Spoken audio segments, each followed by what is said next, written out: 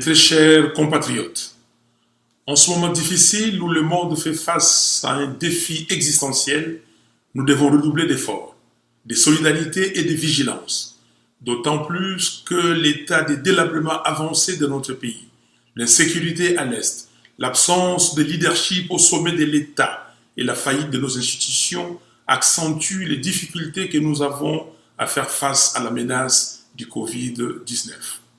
Je tiens à remercier toutes celles et tous ceux qui s'investissent en première ligne afin de compenser le rôle que l'État devrait jouer.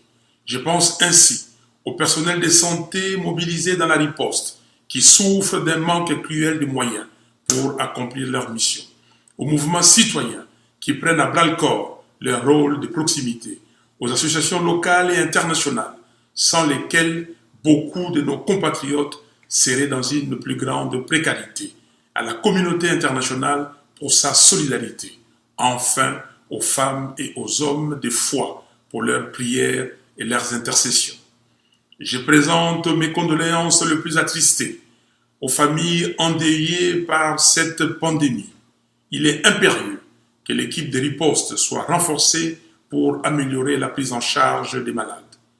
Mes très chers compatriotes, le Covid-19 tue et la meilleure protection que nous avons, c'est l'application de mesures barrières édictées par l'OMS. Portez des masques, sinon protégez-vous à l'aide d'un foulard, un morceau de tissu ou un autre moyen pratique. Dans cet élan, j'en appelle au génie créateur des Congolais pour la fabrication locale des masques, la production de gel hydroalcoolique et autres outils de protection. Je remercie ceux qui ont répondu favorablement à la campagne de solidarité nationale que j'ai lancée à travers Caritas Congo. J'en appelle particulièrement à nos sœurs et frères de la diaspora de répondre massivement à cet appel. Le pays a besoin de vous. J'ai saisi par ailleurs cette occasion pour communiquer les numéros RTL Mani de Caritas Congo 0102.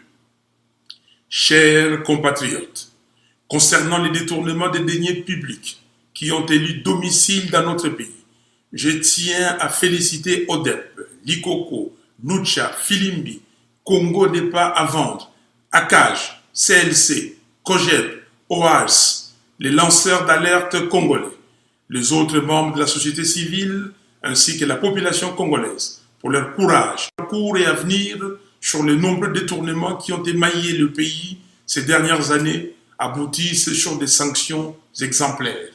À cet effet, un audit digne de ce nom doit être effectué à la CENI pour que M. Nanga et M. Basengezi, entre autres, s'expliquent sur l'utilisation de près d'1 milliard de dollars dépensés pour les élections de 2018. À tous mes compatriotes qui nourrissent un fanatisme aveugle des femmes et hommes politiques, ressaisissez-vous.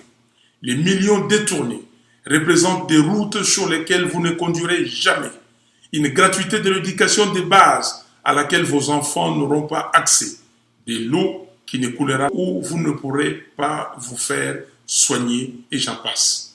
Cultivez plutôt le fanatisme pour la République et ses lois. Seule la justice élève une nation. Mes très chers compatriotes, l'après-pandémie ne doit pas être comme l'avant-pandémie. Le combat que je mène avec vous entre dans une phase critique pour la survie de notre nation. Et les épreuves actuelles nous offrent l'opportunité de montrer notre détermination pour le vrai changement afin de bâtir un Congo fort, digne et prospère. La confiscation de la souveraineté du peuple a montré ses limites. On ne bâtit pas un pays sur le mensonge. Chaque mensonge contracte une dette à payer à la vérité. Assurément, la gestion saine de la chose publique demeure la dernière préoccupation des alliés qui ont planifié et exécuté l'escroquerie électorale de décembre 2018. Et que nul ne soit dupe. La responsabilité personnelle de M. Félix Tshisekedi est aussi engagée dans la gestion de son programme de 100 jours et dans les dossiers de 15 millions de dollars. En effet, la responsabilité politique ne se délègue pas. Dans son homélie de Vigile pascal, le pape François nous enseigne que être heureux, c'est arrêter d'être une victime et devenir l'auteur de son destin. Fin de citation. Pendant que le pays est attaqué par le Covid-19, Ebola, et par ceux qui veulent le balkaniser à l'Est, à Kinshasa, on s'emploie à dépouiller l'État et à faire du juridisme. Il s'agit là d'un comportement irresponsable, insouciant et qui témoigne d'un grave manque de sérieux. C'est pourquoi, peuple congolais, très chers compatriotes, aujourd'hui, plus que jamais, préparons-nous à récupérer notre souveraineté. Que Dieu vous bénisse, que Dieu bénisse la RDC. Je vous remercie.